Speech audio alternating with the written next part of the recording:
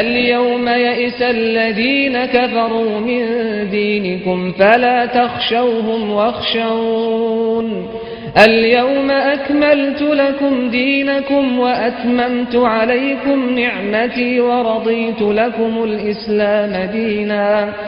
بسم الله الرحمن الرحيم. الحمد لله رب العالمين وصلى الله على محمد وآله الطاهرين ولعنة الله على أعدائهم أجمعين إلى قيام يوم الدين. وقال سبحانه وتعالى وَلَقَدْ بَعَثْنَا فِي كُلِّ أُمَّةٍ رَسُولًا. خداوند تبارک و تعالیٰ کا ارشاد ہے کہ ہم نے ہر قوم میں ایک رسول مبعوث فرمایا. موضوع گفتگو اصول دین میں سے تیسری اصل یعنی نبوت. خداوند تبارک و تعالیٰ نے انسانوں پر ایک لطف و کرم کیا نبوت کے ذریعے سے، گو کہ انسانوں کے پاس جو کچھ ہے وہ سب کچھ اللہ سبحانہ و تعالیٰ کا لطف و کرم ہی ہے. یہ جسم، یہ روح، یہ طاقت، یہ دنیا کی تمام چیزیں، سب کچھ انسان کے لیے اللہ سبحانہ و تعالیٰ کی جانب سے ایک لطف و کرم، ایک رحمت اور عنایت کا جلوہ ہے. اور اسی لطف و کرم میں سے ایک لطف و کرم کہ انسانوں کی ہدایت کے لیے اور اسے بلند درجات پر پہنچانے کے لیے ایک جانب تو اسے عقل جیسی عظیم نعمت سے نوازا، تو دوسری جانب اللہ سبحانہ و تعالیٰ نے ہر دور میں کامل انسانوں کا ایک سلسلہ رکھا، کبھی نبی کی صورت میں تو کبھی نبی کے اوصیاء کی صورت میں. یہ سلسلہ انبیاء علیہ السلام کی صورت میں حضرت آدم سے لے کے حضرت خاتم حضرت محمد مصطفیٰ صلی اللہ علیہ وآلہ وسلم تک رہا، اور پھر اوصیاء کا سلسلہ ہر نبی کے بعد چلتا رہا، یہاں تک کہ خاتم الانبیاء کے اوصیاء کے سلسلہ جناب مولا امیر المؤمنین علی بن ابی طالب سے شروع ہوا اور آج تک چل رہا ہے. انشاءاللہ رسول اللہ کے ان 12 خلفاء اور امت مسلمہ کے ان 12 ائمہ علیہ السلام کا ذکر اور خصوصاً اس جانب توجہ دلائی جائے گی کہ تمام کتب روائیے شیعہ اور سنی میں تقریباً اس جانب توجہ دلائی گئی کہ رسول اللہ صلی اللہ علیہ وآلہ وسلم نے ارشاد فرمایا کہ میرے 12 خلفاء اور اس امت کے 12 امیر اور میرے 12 جانشین ہیں. انبیاء علیہ السلام کا سلسلہ جناب آدم سے شروع ہوا، جناب خاتم پر مکمل ہوا. ہر دور میں انبیاء علیہ السلام آئے نئی شریعتیں لے کر.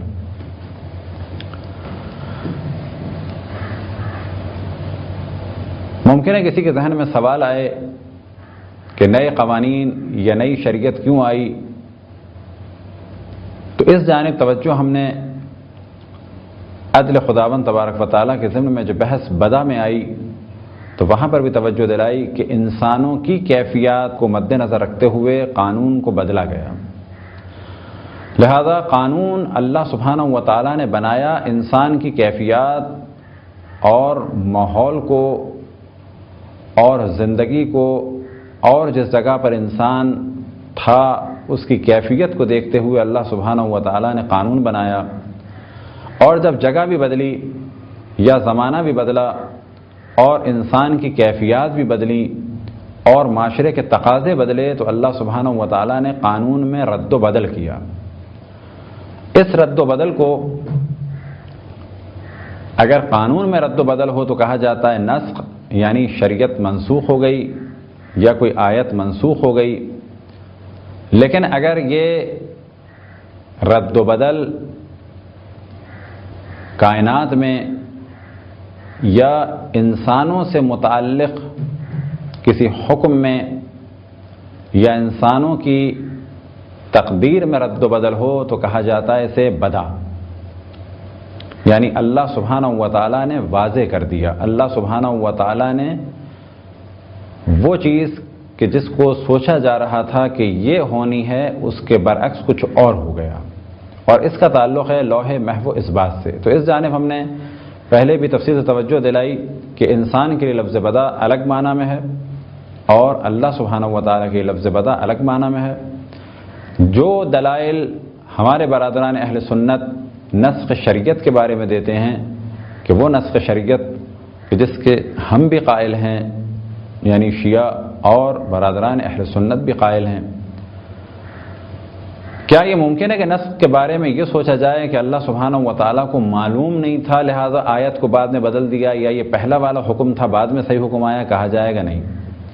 جو دلائل نسخ کے بارے میں ہیں، قانون میں نسخ کے بارے میں، وہی دلائل عالم تکوین میں، عالم مادہ میں یا دنیا میں یا انسانوں سے متعلق جب فیصلے بدلیں تو اسے کہا جاتا ہے بدع۔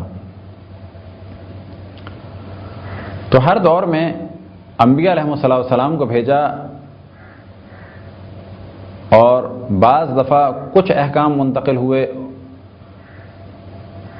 بعض دفعہ کچھ احکام بدلے، اور بعض دفعہ بڑی مقدار میں احکام بدلے۔ لیکن یہ ذہن میں رہے کہ اچھائیوں کا معیار عام طور پہ ایک ہی رہا۔ ایسا نہیں ہے کہ ظلم کرنا سابقہ کسی شریعت میں جائز ہو اور بعد میں حرام ہو گیا ہو اور پھر کسی شریعت میں جائز ہو گیا ہو۔ اسی طرح سے گناہ کی مختلف اقسام، مثال کے طور پہ شراب یا کوئی اور جنسی گناہ، اگر اس کے بارے میں دقت کی جائے تو جواب یہ ملے گا کہ تمام ان شریعتوں میں کہ جس کا تعلق اللہ سبحانہ و تعالیٰ سے تھا، ان سب میں یہ گناہ حرام تھے، شراب ہو یا کوئی اور جنسی گناہ ہو یا کسی قسم کا ظلم ہو۔ لیکن کچھ جگہ قوانین میں رد و بدل ہوا، وہ زمان و مکان اور لوگوں کی کیفیات کو مد نظر رکھتے ہوئے۔ لہذا ہر دور میں انبیاء علیہ السلام آتے رہے اور شریعتیں بھی بدلتی رہیں تدریجاً۔ صاحب شریعت انبیاء علیہ السلام کو، اور ایک احتمال یہ ہے کہ وہ نبی کہ جو سابقہ شریعت کو منسوخ کرے، انہیں کہا جاتا ہے اولو العزم۔ مثال کے طور پہ جناب آدم سے جو نظام چلا، اس شریعت کو منسوخ کیا جناب نوح نے، تو انہیں کہا گیا کہ جناب نوح ہیں پہلے اولو العزم۔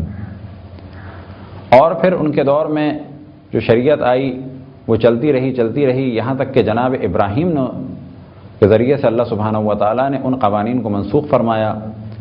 پھر جناب موسیٰ کے ذریعے سے جناب ابراہیم کے بعض قوانین کو، اور جناب عیسیٰ کے ذریعے سے جناب موسیٰ کے بعض قوانین کو۔ البتہ عیسائی حضرات یہ کہتے ہیں کہ جناب عیسیٰ نے رد و بدل شریعت میں کوئی چینج ظاہر نہیں کیا۔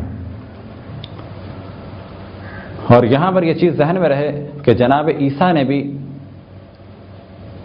جو حرام چیزیں تھیں یہودیوں میں ان کو حلال نہیں کیا، اور جو حلال تھیں ان کو حرام نہیں کیا۔ یہ تمام انبیاء کے بارے میں یہ بات کہی جا سکتی ہے کہ انہوں نے جو حرام چیزیں تھیں ان کو حلال نہیں کیا۔ جیسا کہ ہم نے عرض کی کہ زنا کسی نبی کے دور میں حرام ہو، بعد میں کسی نے حلال کر دیا، ایسا کسی نے کچھ نہیں کیا۔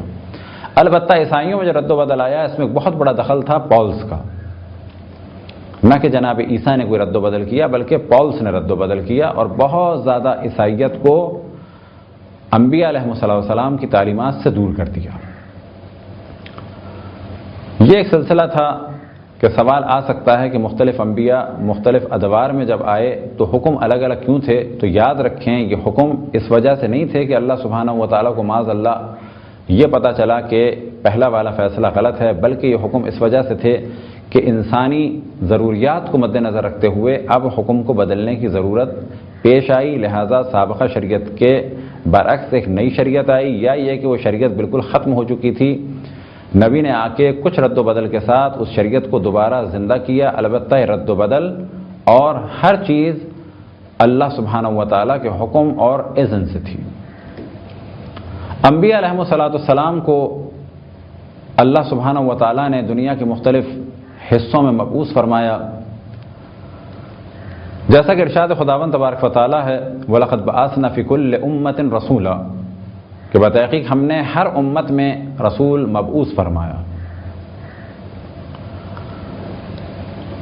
تو ہر جگہ نبی کو مبعوث فرمایا گیا، ہر امت میں اللہ سبحانہ و تعالیٰ نے نبی کو مبعوث فرمایا۔ لیکن دیکھنا یہ ہے کہ قرآن مجید میں کتنے انبیاء علیہ السلام کا ذکر ہے اور روایات میں کتنے انبیاء کا ذکر ہے۔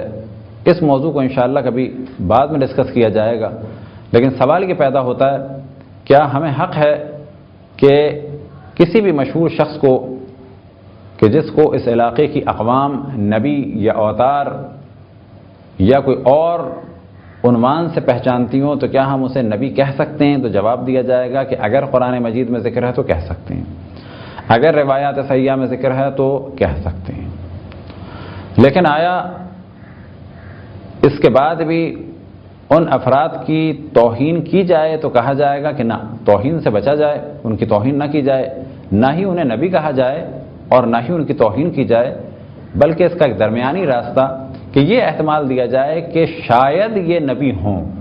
مثال کے طور پہ ہندوؤں کے اوتار رام ہوں یا لکشمن ہوں یا کرشن ہوں، کیا انہیں نبی کہا جا سکتا ہے؟ تو کہا جائے گا نہیں، کیونکہ روایات میں اور قرآن مجید میں ان کا نام نہیں۔ لیکن آیا یہ کہا جا سکتا ہے کہ شاید نبی ہوں؟ تو کہا جائے گا یہ کہا جا سکتا ہے کہ شاید نبی ہوں، یا یہ کہ نبی کے وصی ہوں، یا یہ کہ ایک کسی نبی کے خاص امتی ہوں کہ انہوں نے شریعت کو نافذ کیا ہو، اور یہ بھی امکان ہے کہ نہ نبی ہوں نہ وصی ہوں اور نہ ہی کوئی مومن ہوں، بلکہ جیسا کہ کرشن جی کے بارے میں یا دیگر افراد کے بارے میں کہا جاتا ہے کہ نیک افراد تھے، بادشاہ تھے، قانون بنانا چاہا، اچھائی کی، اور قانون میں اس میں ممکن ہے غلطیاں بھی ہو گئی ہوں کیونکہ یہ قانون انہوں نے خود بنایا۔ ایک یہ بھی احتمال ہے۔ تو ان احتمالات کو مد نظر رکھتے ہوئے نہ ہی انہیں نبی کہا جا سکتا ہے اور نہ ہی ان کی توہین کی جائے، کیونکہ ممکن ہے کہ یہ نبی ہوں، کیونکہ اللہ سبحانہ و تعالیٰ کا ارشاد ہے وَلَقَدْ بَعَثْنَا فِي كُلِّ أُمَّةٍ رَسُولًا، کہ بتحقیق ہم نے ہر امت کے لیے ایک رسول مبعوث کیا، تو ممکن ہے کہ یہ رسول ہوں۔ بس ساری دنیا میں انبیاء کا سلسلہ رہا، اور یہ 1,24,000 انبیاء اور رسولوں کا سلسلہ مختلف اقوام میں رہا۔ اب وہ تعریف جو ہم نے پہلے بیان کی نبی اور رسول کی، اس میں عام طور پہ ایک علمی بحث ہے، لہذا بعض دفعہ یہ بھی کہا جاتا ہے کہ نبی کی ڈیفینیشن کیا ہے، رسول کی ڈیفینیشن کیا ہے، اولو العزم کی کیا ہے۔ تو اتنی بات تو واضح ہے کہ ایک خاص طریقے سے اگر اس بات کو کہا جائے کہ 1,24,000 انبیاء ہیں، ان میں 313 بڑے رسول ہیں، یعنی ان سے مقام زیادہ ہے، اور ان میں 5 اور بھی زیادہ بلند مقام کے ہیں جو اولو العزم ہیں۔ لیکن ان کی ڈیفینیشن کیا ہے، ان کی ڈیفینیشن کیا ہے، کیا ایک دوسرے پر منطبق ہوتی ہے؟ لیکن اتنا کہا جا سکتا ہے کہ ہر نبی رسول نہیں ہے، لیکن ہر رسول نبی ہے۔ اسی طرح سے ہر نبی اور رسول اولو العزم نہیں ہے، لیکن جتنے بھی اولو العزم ہیں وہ نبی بھی ہیں اور رسول بھی ہیں۔ ان کے بارے میں کچھ اور گفتگو انشاءاللہ اگر موقع ملا تو آپ کے سامنے پیش کی جائے گی۔ بس یہ ذہن میں رہے کہ پوری دنیا میں اللہ سبحانہ و تعالیٰ نے ہدایت کے لیے رسولوں، انبیاء کا، رسول کا، اور پھر اولو العزم انبیاء علیہم السلام کا سلسلہ جاری فرمایا۔